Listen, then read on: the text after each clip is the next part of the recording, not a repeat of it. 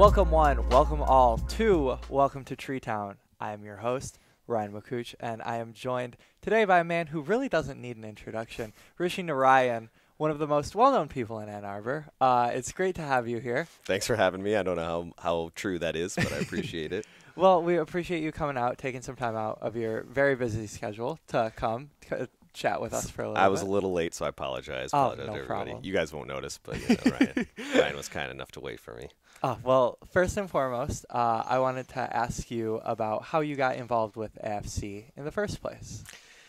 So I got involved with the AFC as I got involved with most things through T-shirts. The business. Bilal gave me notes and said you are quote unquote definitely known as the T-shirt guy. My nickname in college was T-shirt Rishi. There were like three Rishis. Various Rishis around campus, and I was T-shirt Rishi. So I met Jamie Amrine actually because had reached out about T-shirts. He initially was trying to start a minor league soccer team in the NPSL at the time, and wasn't able to get in the NPSL. And I knew about NPSL and minor league soccer and lower level soccer through DCFC, Detroit City. I was familiar with them. They were a customer of ours. And so I thought it was cool. I thought it was a great concept. I'd reached out, talked to Jamie. We hit it off, got to talking. He had mentioned that he was looking for some help and was kind of maybe in over his head a little bit, didn't really have any partners. And this was right up my alley. And, I left the meeting, made a few phone calls. First call was to Bilal, second call was to Justin and Adam, and the rest is history. Now, have you always been a soccer fan? I have not always been a soccer fan. I've always been a soccer merch fan. Of course. Very much more important to me. No, I didn't play soccer growing up. My brother did. I didn't. So I was just a casual soccer fan. And it was only really through AFC that I really started to learn the game and become a real fan. Prior to that, I was just like as casual as anyone else. Right. So, have you taken to the professional game at all? I have. Yeah, I have for sure. I mean, as you guys know, it's a culture as much as anything, right? So, when you and I would also say that the thing that I learned, maybe the opposite of most people, is just how cool soccer is at the local level. Yeah. Right? Like, it's the professional local. You don't have local teams with basketball teams, right, or definitely. You don't have, maybe at high school, but not after high school, right? Not every city doesn't have their own basketball team. Right, exactly. And you have universities, sure, but then there's a level below that. And that's something that, in Europe and overseas, they have this, Right. Towns play each other and have this like rivalry. We might have universities that play each other, but we don't have towns that play each other, right? Exactly. And so I kind of learned it the opposite way. And then so, after that, that's when I really started to pick up on it from there. Do you have a favorite professional team over in Europe? So I decided that I was going to be a Crystal Palace fan. Okay. So it was like, I know that Jamie's a Spurs fan, and I know Bilal's a West Ham fan, and right. and Liverpool. My son plays in the Liverpool system right now. Yeah. So I was like, okay, but then I just decided that I wanted to pick a team that was London based and that nobody else was a fan of. Right. So yeah. There's so many markets are claimed already. Exactly. So that's how I picked Crystal Palace. I actually love. So now I love them. So yeah, no, it's great. That's a great. Bilal mentioned that you were a Palace. Yeah, did he say? I was wondering. I was wondering if he was trying to set me up to be like I was going to pick something else, like something more mainstream. No, I'm a Palace fan now. No. So you've been involved with AFC since the ground floor, basically since season 1, correct? That's correct. So what have you seen in terms of changes of the organization that from year 1 up until now, entering year 5? We've had just countless changes. I mean, from figuring out what our identity is, the structure of our organization, involvement, people being more involved, people being less involved, and just the changing leagues and understanding what it is that we're doing, and we're still figuring that out to this day. So the changes are massive. Venue, lots of them. But for me, it was exciting because it was a startup again, back, scary to say 5 years ago. Time flies. 5+, yeah, exactly. So, it's, maybe it's no longer a startup anymore, but that part was really exciting. It was a lot of fun. And when you're doing it with friends, that's even more fun. Mm-hmm. So in terms of heading into this season, the move to Concordia has been a big thing for the club, and you were a big part around that move as a whole. Can you talk a bit about what the move means first to the organization and how you kind of helped that come to be? Yeah, so I think that one thing that our overlying mantra is sustainability. We no longer are worried whether we have 5,000 fans or 10,000 fans. And what we're most concerned about is how are we here 10 years from now, 15 years from now, 20 years from now. Right. We feel like as long as we're here year after year, we'll continue to grow with fans because of word of mouth and the product and the talent level and the coaching staff. I mean, all that will play out. Mm-hmm. But one of the biggest issues we've had is not having a home, right? Hopping around, and that's just something that makes it really difficult. So we've been searching and looking, and I've been involved in a lot of those conversations since year one. And when it became another pain point this year, where there was uncertainty over high school venues and uncertainty over different venues, that we kind of redoubled our efforts, and that's how Concordia kind of came back into play. And in terms of why I was involved is just, I think we have a big ownership group, and everyone has areas that they maybe are a little bit more in their wheelhouse. And this just, the reason that I'm involved in AFC is because of the community. It's the community aspect. Yeah. I would not stand here and say that I already said I wasn't a huge soccer fan. That wasn't what was big about it for me. What was huge about it for me was this is an awesome community event, community thing that we could be a part of. We could help create. Yeah. It could be maybe, in 15, 20 years, it could be something along the lines of a summer festival, in 50 years, maybe it's along the lines of an art fair, right?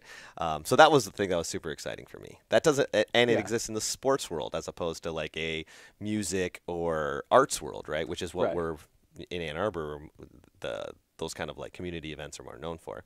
So when it comes back, came back time to reach out to the community, that's where I raised my hand and said, I'm happy to take the lead on that. There are a lot of areas where I definitely don't take the lead, but this was one where I could help out. You mentioned something interesting where Ann Arbor is so rich in music and art, and it has so many different things happening to it. But what do you think it means to the community to have? Obviously, there's a university here, but for a separate semi-pro soccer team, what does it mean to the community to have like a team of their own? I think that what it is it's a way for non-collegiate there to be non-collegiate pride from a sporting level. Right. And we know that Ann Arbor, people love Ann Arbor. They don't necessarily love U of M. Right. And our original founder, Jamie Amrine, is the perfect example. Jamie's a Buckeye. I just outed you, Jamie.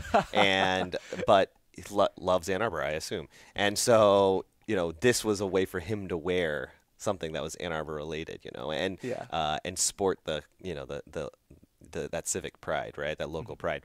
So I think even that in and of itself is a big thing.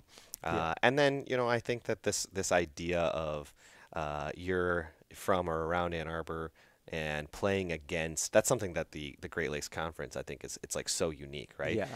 We do have those like town rivalries It's nice that to have are that. really fun, really interesting that you get to have.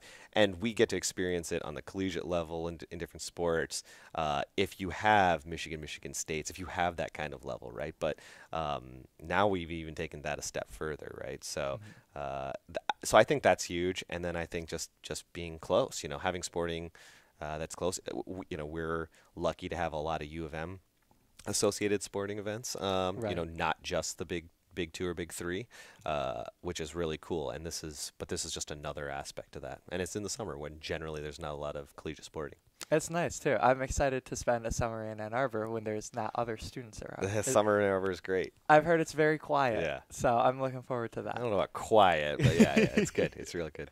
So you also have two sons, I do. and they are both AFC fans as well. They are. I have been told that I've heard actually myself that they chant AFC quite frequently at the games. They do. They're big fans of it. So they love the "Come on, you mighty oak" do chant they? now. Yeah. I Heard it at they first heard it at the Open Cup match last year, and they loved that. Yeah.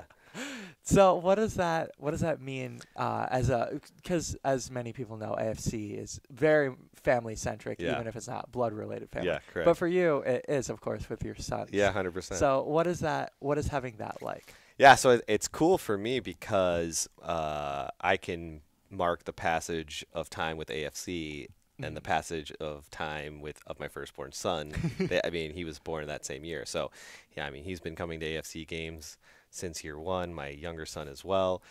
And so, that's cool. It's always been about the family-friendly community event. Like, that's what it's always been. Yeah. And now that is that why they play soccer now? I don't know. I'd like to think so, but now they're soccer fans. Now they play soccer, and then to have that tie is huge. And interestingly, just a lot of the ownership group, we all actually have that experience where we had a bunch of us, not all of us, but a lot of us had kids right around that time where we also started the club. So I feel like we all kind of tie that into family friendly and community, and maybe that's the culture that's why that's such a big part of our culture. It's like we all started families when we were starting this other family. Yeah. And so family is a big part of the culture. It's about families because we all were running around with our kids and strollers and diapers and stuff like that from year one. That's just mentally how we associate it. So it's like about family fun, community fun. It makes sense, especially like you said, with so many families starting up. It definitely bleeds over, I would say. Yeah. And one of the things I hope is that it's a way for parents of people that have kids, families, to hang out with their friends that don't have kids. Like it's a venue to be able to do that. There's not a lot of them, and so if you're a younger family, it's a great place to be able to do that. And so it's actually bridging. It's making these areas available to bring families and then also people that are still maybe single or just enjoying it, right? To be able to do both. Absolutely. So in terms of looking ahead to this season, do you have any expectations for yourself personally for the season to come? Expectations for myself? Yeah, or anything that might excite you for the season to come. I'm super excited for the women's side. Yes. That's a no-brainer. That's the newest part of the AFC family. So I'm really excited to see that, and I'm really excited to see the community kind of learn about that team. And I'm excited for the new venue, absolutely. I'm excited for us to get back to a regional final and get to the semis. I love everything about it is awesome. We really love when season's getting ready to start. And then we've developed like great relationships with players, some returning players, and so that's always fun too. My kids have grown up around a lot of these players, and so that's been really cool. That's a huge thing that I didn't even realize when talking to you, is that when your kids grow up around these same players, there's this sense of familiarity with them.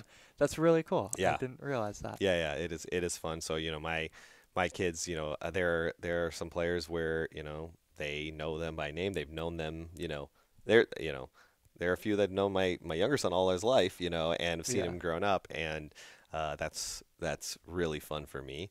And often, as you know, we have so many international players Mhm. that also strikes like a awesome chord, like a really close chord in my heart, in terms of like, people coming from other countries, needing some support, advice, place to stay, place to store some stuff, things like that. Mhm. Um, you know, knowing my parents went through some of those same things, it's awesome to be able to give that, or at least, know that you're a part of helping that for other people that are trying to do something. Now, I mentioned things you're excited about this season, but as we sit here talking today, this morning was the first training session. Mm-hmm. Are there any things that you look forward to year in and year out? And when we're at about this time in the season, you say, like clockwork, you can say, this is something that is cool that I'm looking forward to for the season. Yeah, that's a good question. So I love the big matches, Oh, yeah. big home matches, DCFC, Grand Rapids, Mhm. uh, Lansing for a time. That was always big. Those are always super fun. Um, I for it was always funny to say, but like when the whole ownership group gets together, that's super fun. And then the first Oh, match yeah. is, that's a lot of fun. That first night, I wouldn't say the first match. I'd say the first match with really good weather. Oh, y- that's you a good know, point. I mean, the reason I have 3 weather apps on my phone is because of AFC Ann Arbor. Prior to that, I was just stick with Apple Weather, but I can't trust my weather knowledge to just one app anymore. No. I need to triple check. You need to diversify your I portfolio. need to triangulate amongst 3 weather apps to determine what's the highest likelihood of rain. Yeah, exactly. My personal favorite app is in terms of weather app. It's the lightning one where you can see how close the lightning is. When I was at Michigan soccer games, that was a light because Oh, they'll interesting. call it if Oh, it's yeah, like yeah, within yeah. 8 miles. Oh, yeah, So yeah. you see it and it's like, all right, it's out. We're still good. We're still I good. like that one. I also like so I use Dark Sky. Okay. That's my go-to. And then I use the one that I'm blanking on that it like roots into National Weather Service, and like Mhm. it actually like at night, you can see like bugs and stuff like that. It's Oh, like okay. it's pretty impressive, and it's the That's same one that nice. it's the same one that meteorologists use essentially. So you actually Interesting. have to know how to You have to understand it. understand weather patterns and stuff like that. But I just I feel like I'm an amateur, meteorologist. Oh, of course. Now, taking a brief aside from our love for weather apps, apparently, Yeah. in terms of the previous seasons, there have been plenty of great games, plenty of great moments. Yeah. Do you have any favorites in Oh, I knew particular? this question was Of coming based course. on other interviewees. And I was thinking about, I was listening to Tuna's podcast and thinking about how I would answer this question. Mhm. And I was like, oh no, I don't want this question to come. So what are my favorite moments? What, I think that I think that even though it's kind of depressing to say, but there are these like playoff games that were heartbreakers, right? Yeah. But I don't like necessarily look at them as like bad moments because like in most of them they were like huge comebacks, or it Right. looked like we were out of it, or even it was like 2 or 3 years ago where we went to penalty kicks. Yeah. It's just like those were so crazy exciting games. I still lose my voice at all games. So I really always enjoy those moments. And then there was one game I meant to actually get like confirm with Val before we got on air. So uh, I'll go like this, and you guys can edit in.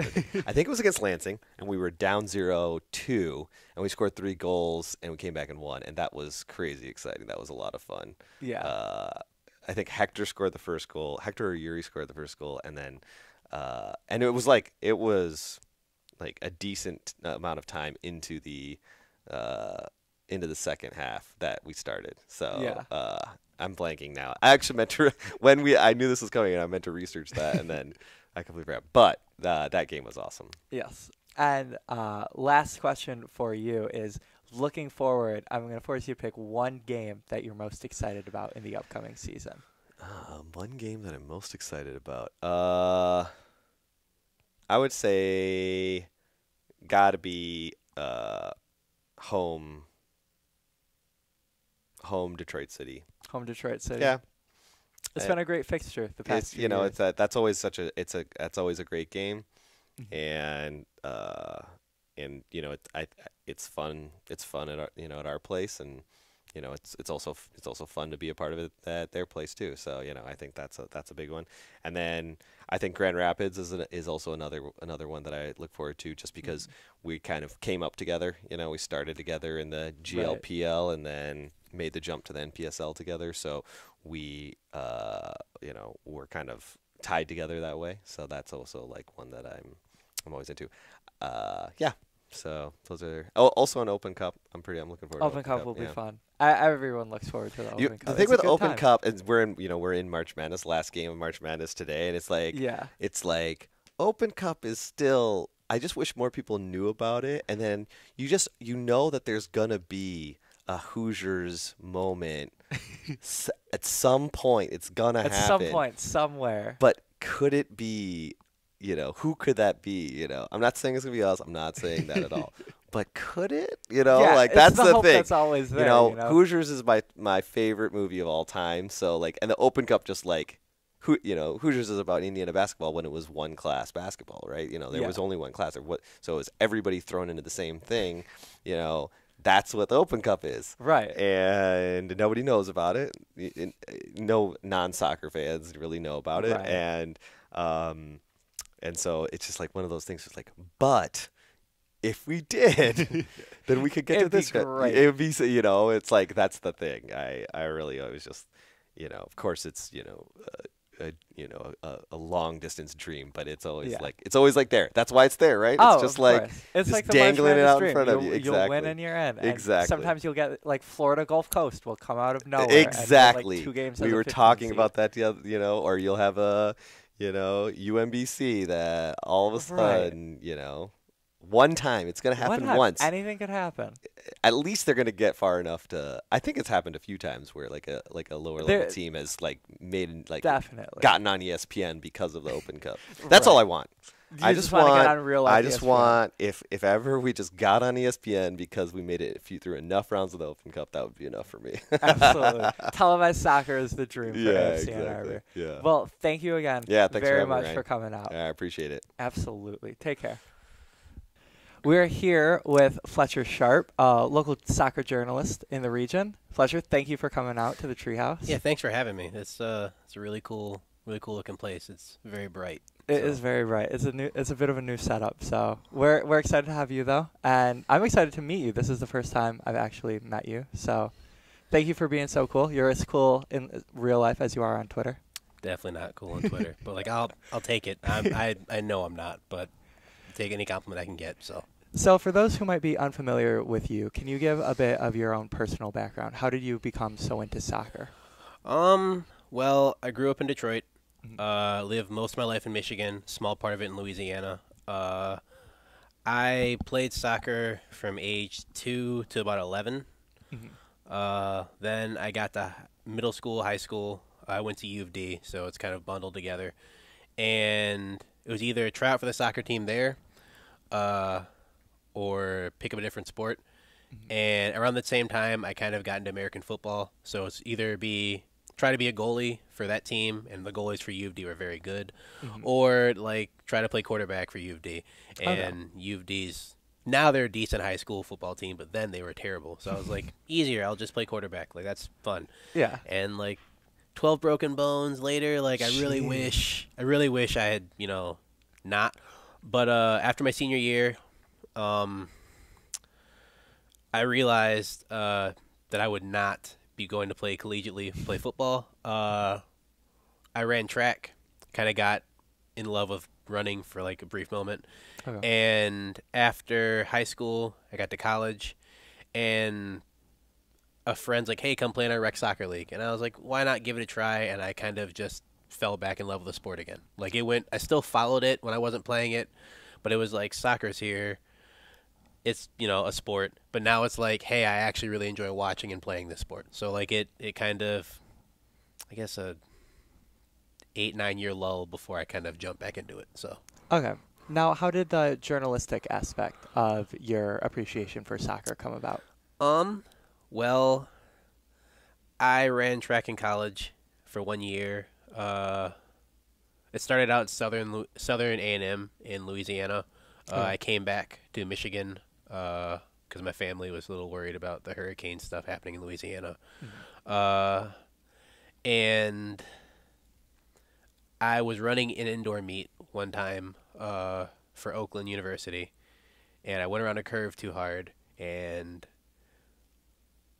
they didn't tear it fully, but I partially tore my hamstring. Okay. And I was like, hey, I think my collegiate peak is like done. So I was sitting there moping about, I can't do sports, I can't do anything, this is like stupid.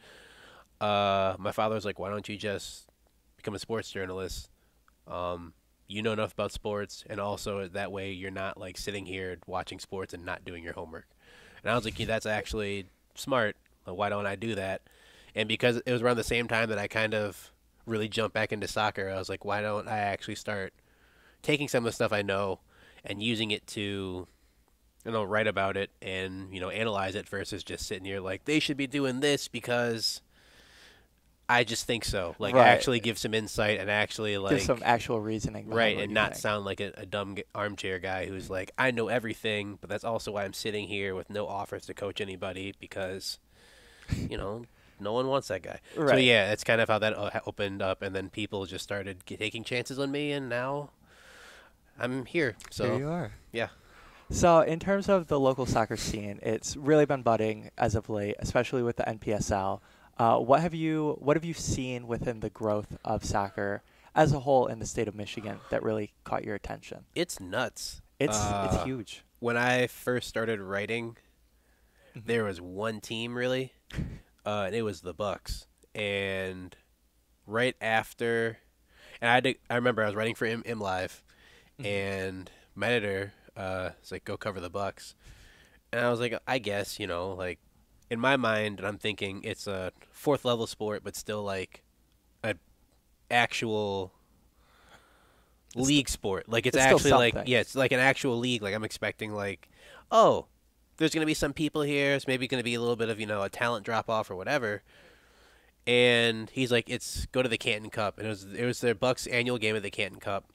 So I was confused. Like, this is a kids tournament. I don't know what's going on. Like, why am I going to a kids tournament to cover? Like, am I gonna be covering like 12, 14-year-olds? Like, I don't understand. U12 soccer is. And he's like, all just go to the biggest field and you'll figure it out. And I got there and they were playing the Hamilton Rage, who I think are now defunct, and they beat them like 6-0. And I was like, why is no one watching this team? I remember the second goal. Nerman Krinkich, who was actually at the last Midwest combine. He scored the second goal with like a bicycle kick, and I was like, why isn't no one here watching this? Like, what is going on? Like, why is no? And the kids were just like, oh, soccer, and I'm like, why is no one cheering harder? Like, this is amazing. Like, this is something like you do on your bedroom bed, like practicing, and he's in the middle of the game hitting these things, and people are like, okay, whatever. And then as it started to grow from there, the next year, Detroit City FC came along. It kind of started out. Most people don't know this. Most of the fan base for Detroit City FC started from their little soccer league, the DCFL, Detroit City Football League. Okay. And they kind of said, hey, you guys like soccer? We have a team now, so why don't you come support it? And I was kind of like, that's cool, I guess, but I'm playing in the league. I don't really care about that. Like, yeah. And then, lo and behold, it blew up to where that blew up. And then from Michigan Bucks to Detroit, then I heard about Ann Arbor, and I heard about Lansing. Then I heard about Grand Rapids, and then I heard about Muskegon. And now there's the NPSL, and there you have, like, even more teams. And, like, we went from having, like, literally maybe 1.5 team. And I know there was a Michigan team before that. I can't remember the name, but I know there's a team before the Bucks. And now we have, like, at least a good like 20-25 teams like that have at least some talent. I'm not speaking about being the best, but just having someone who you're like, this guy played somewhere before and now he's here. So it's I think it's great. And I hope that, hope it keeps growing. I hope it keeps growing to where it's not oversaturated, where you have like teams that are just bad, but we're a team. But Right, like I that's want it key. to be competitive on every single rung possible because it's fun. And I mean it's to the point to where you have people who are like, I have my own city's team. They might not be at the top level, but like I have my own city's team. I have my own city pride. I have, you know, Yeah, that's what you see over in Europe, especially where yeah, you can have a small radius but have so many professional teams. And you're seeing that where, yeah, they may not be professional, but at the same time, it's your team, it's your right, community. right. I mean, some people would rather have like, they'd rather have their own like, uh, their own pride in their own little area versus like, I'd feel better Right. if it's like my block has a team and I'm okay with that. They're like recreational versus like this area has a full team and it encompasses an entire area. It doesn't really represent me. And I'm happy Yeah. that like teams that are more local are doing what they can to represent their actual people in the neighborhood or in the city or in the area because it's great. You get to learn more about the play area's history in that way. And I think that's Michigan has a really great history outside of soccer, but also inside of soccer. And I think people should know all about it. Michigan's a cool place. Yeah.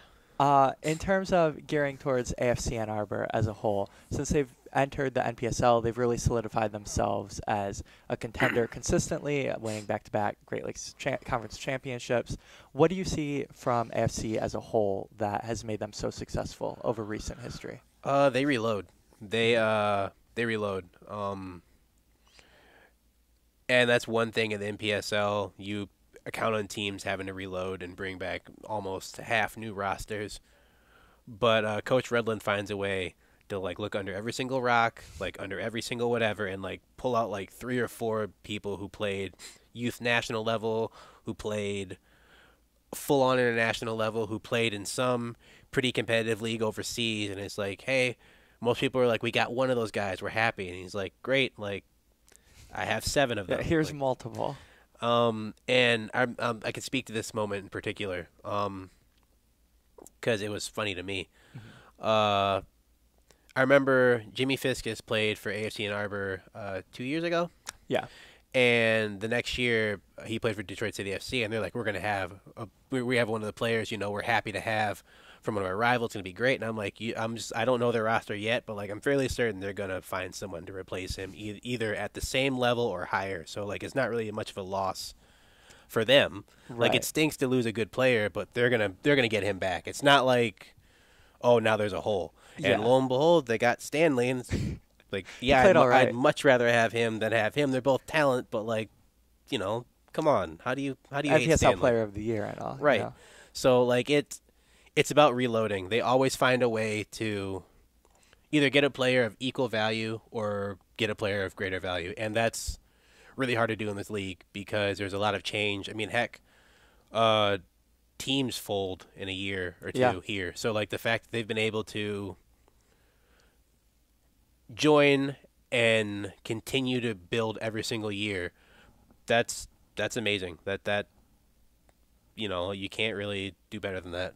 Do you think that having that system in place is a real leg up on these teams that say, like take Michigan Stars for example, they are a team consistently with talent, but they're on one year, off another year, now they're back. Do you think having, or imagine your answer would be yes, but do you think that having the system in place is a leg up over that sort of tumultuous relationship? Well, I mean, not to pick on Stars, but like for them in particular, the difference is it's not just reloading the talent, but it's like they're reloading the consistent coaching and the consistent mindset of you're here for the summer, you're here to like help yourself, but you're also here to help the organization, and the Right. players here get that.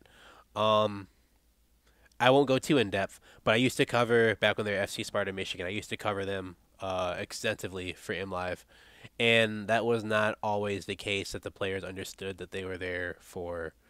A lot of the players were there for themselves. Some of them were there for the team, but the ones that were there for the team weren't really good, so they were just kind of there. And like nothing against them at all. Like I don't mean to sound like I'm coming down on them, but like Right, of you have course. organizations that like we have a team. We don't really care. We have a team. Doesn't matter how this stuff works. And you see teams like AFC Ann Arbor, Detroit, Grand Rapids, Chattanooga, Minneapolis City, most of the teams on the West Coast. It's like we have a team, and we need to make sure that we just don't have a team. We have a team that's supposed to be doing something, not just a team that's we're here and we're gonna lose 12-0, and we don't really care because we'll be a team next year. And if we're not, oh well. It's like we need to make sure we build off this and do better and do better and do better. And like that's admirable because it's really easy to get complacent winning your division 2 times in a row, like being one of the top teams in the nation of 91 or 94 teams. It's really easy to be like, all right, well, we're good for now. And the fact that they're like, no, we need to do better. We need to build off that. That's admirable. Hats off for that. Now, looking ahead to the NPSL this season, particularly the Great Lakes, what do you see from some of the teams, whether it's player announcements or it's early training thoughts? What are your expectations for the conference as a whole? Honestly, I expect my big 3 in the Midwest to kind of still be there. So Detroit, Ann Arbor, and Grand Rapids. Yeah. Grand Rapids brings back like almost the same players every single time, and yet people know what's happening, and yet somehow they still produce at numbers. Scott Donnie's like 6'12". The ball's going to go to him in the middle. That already. Yet somehow he finds himself wide open to head balls in the net. Mm-hmm. Their midfield is going to converge on you, and they're going to try to take the ball from you. They're going to make sure to pass the ball wide and get up there. Yet somehow, every single time they play, teams are somehow caught off guard, and it happens again. Detroit City, because they're in the Founders Cup, they're getting some higher caliber players than they normally would be getting. Because Ben Pierman has left, it's kind of opened up the pipeline to Michigan State, so they can actually recruit some players who, from a really quality organization, really quality program, to come play for them. So I expect them to be better than they were last year. I do notice with them, it's something I notice and other people notice as well, every even year, they have like a bad year, and every odd year they have a good year. So 2019, I'm expecting them to pick up from 2017 versus 2018. And AFC Ann Arbor, I've seen some of the roster, not all of the roster, but like from the parts I've seen, I'll put it like this, and this is not hopefully the NPSL doesn't see this and take away my media vote, but like I generally before this season, maybe like the first few games in, I usually have my mind set up on like who the coach of the year is, and usually for the division it's usually Coach Redlin, because I just have faith he's going to do something. Like, here's a kid who you haven't heard of him before, but also he played in second level Turkey or something. He's coming over here to trial, and he stays. I remember when they brought in JP Ryla, and most people were like, huh, that's whatever. And I know my eyes lit up because I remember I play Football Manager, and he was on there, and I was like, that's crazy. Like, there's actually someone you've heard of. I bought, trained for 2 years, and sold, and like he's here. Like, he's legit here.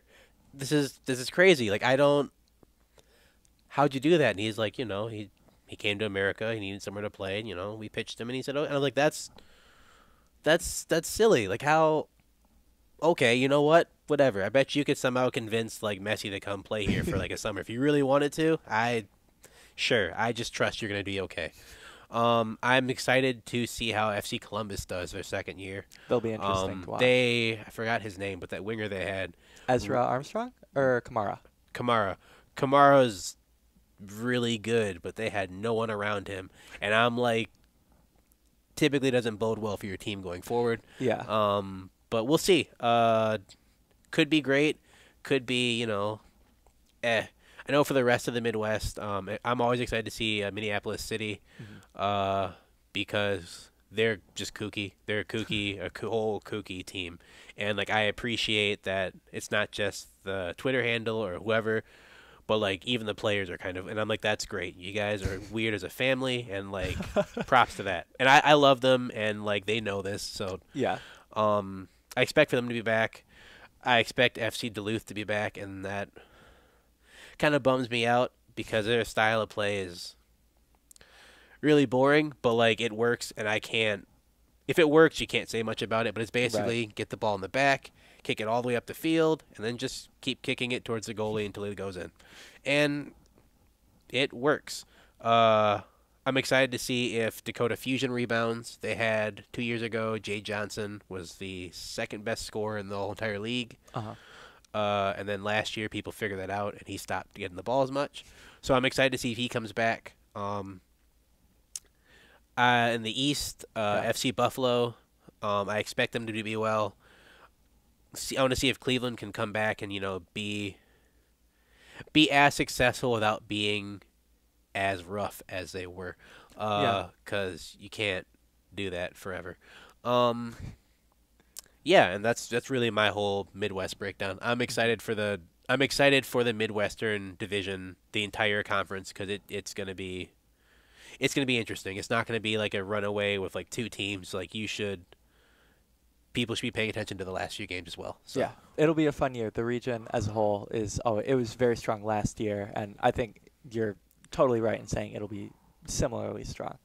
You mentioned JP Ryla as someone who you marked from last year's team, and you were a bit surprised that he was able to come over. Are there any players that you've seen from AFC that have been announced so far where you've said this is a player to watch?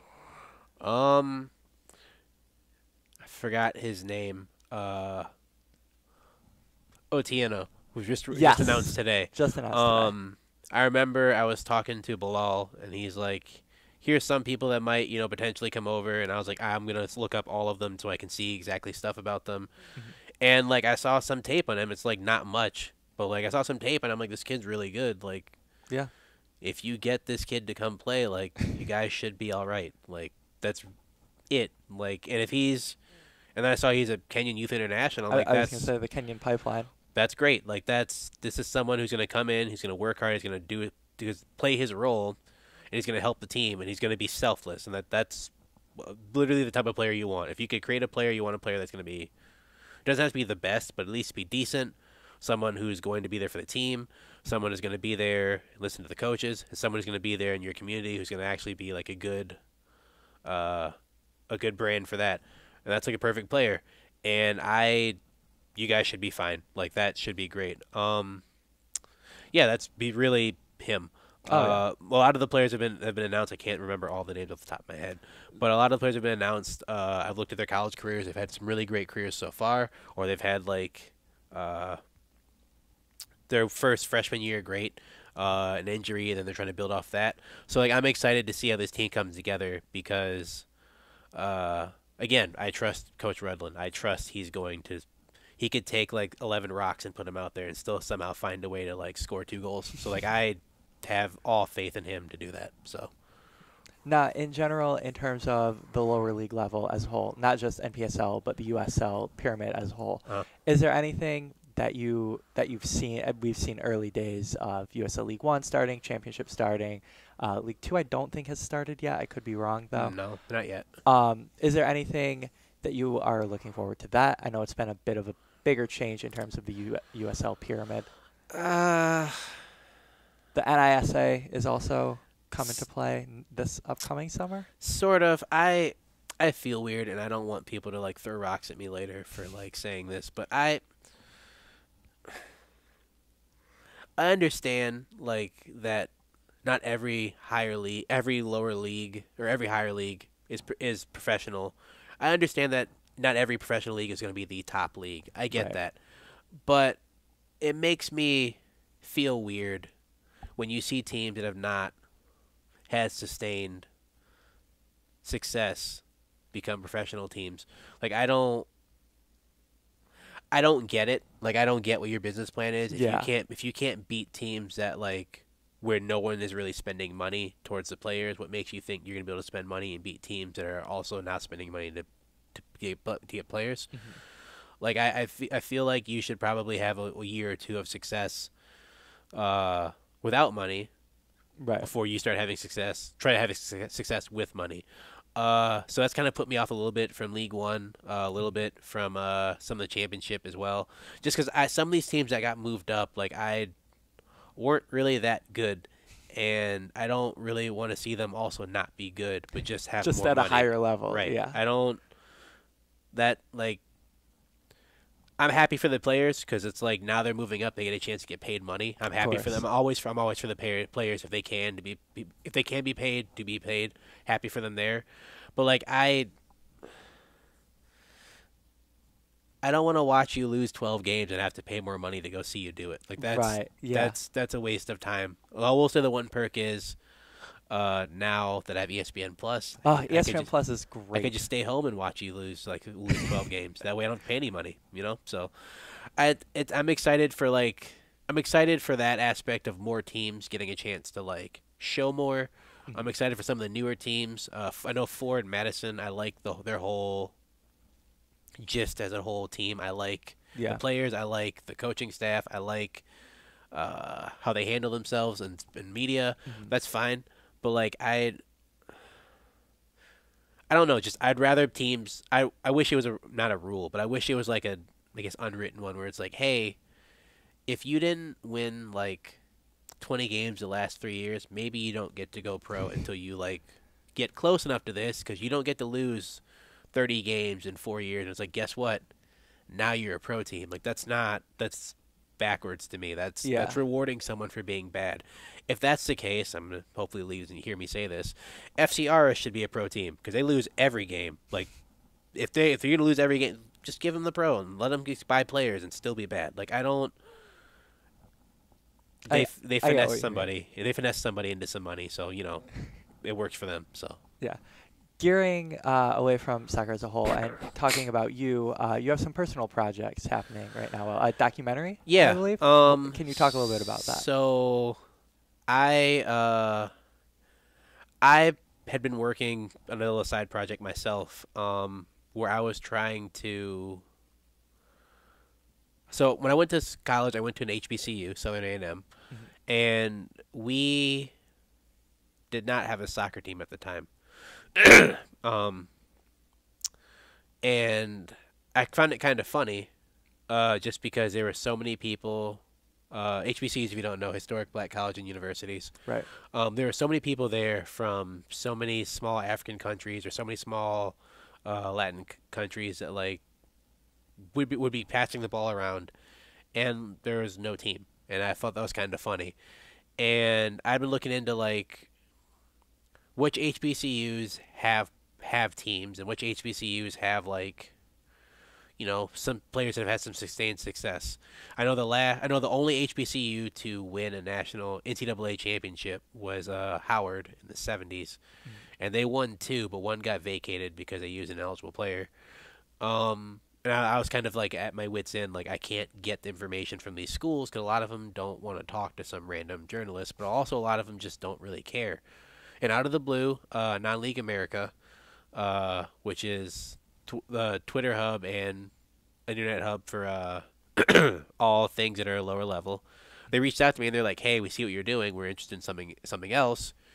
Do you want to work with us?" And I was kind of stunned. This is great. I literally started this project a month and a half ago, and I was kind of stuck because Howard didn't want to talk to me, Hampton didn't want to talk to me, FAMU wanted to talk to me for a minute, and then they hung up the phone while they were trying to put me on hold, and I was like, and now I have you, and they know you. This is perfect.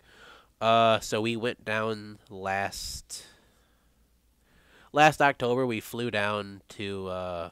Myself and a camerawoman flew down to Alabama, and we spoke to Alabama State and Alabama A&M. Okay. We got to record some of their game footage, and the documentary is essentially about the history of HBCUs and soccer in the U.S. and exploring how not just HBCUs but other schools as well can help places that have talent, but just some kids don't have the opportunity to get into school.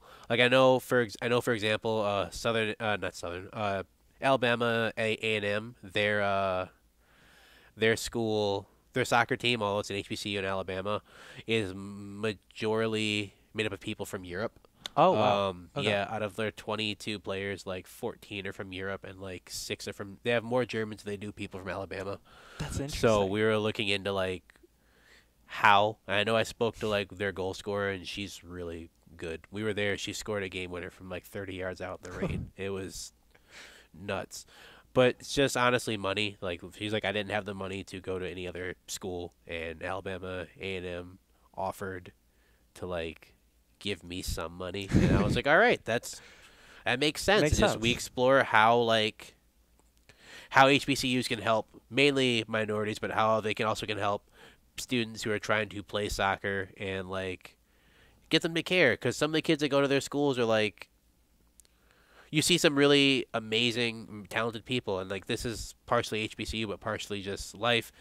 I went up to Catalpa Field to play soccer, and they have like the African game where like they have a bunch of players who are like from Africa and from other areas around there playing soccer. And I looked up and I was playing with like 4 youth internationals. One guy had been capped, or he'd been capped for the Nigeria national team. And I'm like, why are you here playing soccer with me? And he's like, I got to the U.S. and just had nowhere to play. I had no money and just I got a job, and that's really it. And I'm like, that's crazy. You could have been playing here for money. Someone should be paying you to play instead of you just rainbowing 4 kids on this field. Like, go, please get. He's like, at this point, I don't care anymore. Like, I'm just here to have fun. And I was like, how do these people fall through cracks like this? And How like, does that happen? we're exploring how this happens and how like some teams can eliminate this. I mean, some of the kids we spoke to, I even tried to pass along some of their names to some of the teams up here, and most of the kids just thought I was kidding and just didn't get back. Like I was like really let down. I'm like, these people will come and give you a chance to play. They're like, okay, right, and the guy just threw away my card, and I was like, that really stinks. That you could have been up here. You could have been playing for a club up here. But yeah, it's really interesting to just talk to the coaches, talk to some of the players, and just get their input on it. Like we're here because we want to have fun, and we don't really have the money to do anything else. So like it's really interesting. And I know this year last year we only did 2 because it was short notice, but this year we're going to spend much of the spring and much of the summer and some of the fall going to about 30 or 40 different schools. Wow. 30, 40 different schools that have at least a soccer program that's varsity. I know there are a lot of schools that have like some club teams, but we're going to try to go to the varsity ones, men's and women's. Yeah. And we're going to get the story of as many coaches and players as we can. So like I'm really excited for that because it's something like. I know I didn't finish at an HBCU, but like I really do care about that because there are so many talented athletes that don't really get the chance at some of those schools just because the school's small. Yeah. And it's not a government-aided school, so like there's no money given to the school. So everything they get is from people. So like they have to cut stuff because they just don't have the resources. So like I'd like to see some of those kids. I'm not gonna lie, not every single kid who goes to those schools like deserves a chance to be a professional player. Some of them are there to learn, and like that's with any school. Of course, yeah. But some of those kids I watched like legit could make it as an NPSL player or like as a USL player. Maybe they wouldn't be starters, maybe they wouldn't be stars, but like they could make a living like on someone's roster. So like I'd like to see like even the few that can get out there and really do something. So That's and when can people expect this project to come out? Is there a set time for it, or is it still ways off? Should be fall 2020. That's what we're aiming for. Okay. If it's later, then I'll have to tell people later. But we're aiming for fall 2020. Once it gets all edited, cut up, and shut out. So. Absolutely. All right, do you have anything else to plug for you personally? I do, but my partner says I can't. Okay. So, all right. no. Teaser. All right. Well, where can they follow you on Twitter? So.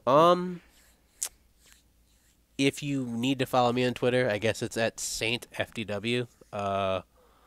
One word, Saint FDW. If they want, but like again, I don't. People are better off if they don't. But I'm not gonna. I write for the NPSL, so like if they. Yeah. Where else can they find you writing? Midfield Press, which is what's the tagline? The hub for lower league soccer. I forgot the rest of the tag. Yeah, but basically, if you're looking for anything that's NPSL, PDL, which is now USL League 2, USPL, anything around those lines. We have some of the best writers, not including me, but some of the best writers like in the nation covering some lower league soccer, and it's really amazing how people have rallied to that. So yeah, you look for a Midfield Press, go to the NPSL website, you can check Twitter, and that's that's really it. So All right. Well, thank you again so much for coming out. thanks for having me. appreciate I it. really appreciate being here. Like it's a great place, and it's it's a very bright and colorful. It is. So It is very rare. I'm not used to it either yet. So- But that'll do it for us here. I'm Ryan McCooch, your host as always, and we will see you again next week. Until then, take care.